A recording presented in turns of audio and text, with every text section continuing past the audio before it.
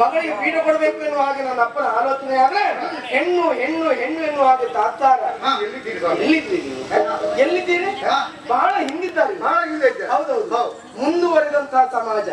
ಈ ಮುಂದುವರೆದಂತಹ ಸಮಾಜದಲ್ಲಿ ಹೆಣ್ಣು ಗಂಡು ಮೇಲೆ ಕೆಳಗೆ ಆ ಜಾತಿ ಈ ಜಾತಿ ಇಲ್ಲವೇ ಇಲ್ಲ. ಸಮಾನತೆ, ಏಕನಾಗರಿಕತೆ. ಗಂಡಿಗೆ ಎಷ್ಟು ಹಕ್ಕುಂಟು ಹೆಣ್ಣಿಗೂ ಅಷ್ಟೇ ಹಕ್ಕುಂಟು ಅಲ್ವಾ? ಗಂಡಿಗೆ ಎಷ್ಟು ಅಧಿಕಾರ ಉಂಟು ಹೆಣ್ಣಿಗೂ ಅಷ್ಟೇ ಅಧಿಕಾರ ಉಂಟು. ಅದು ಇವ್ರು ಗೊತ್ತಾಗದೆ ಹೋಯ್ತು.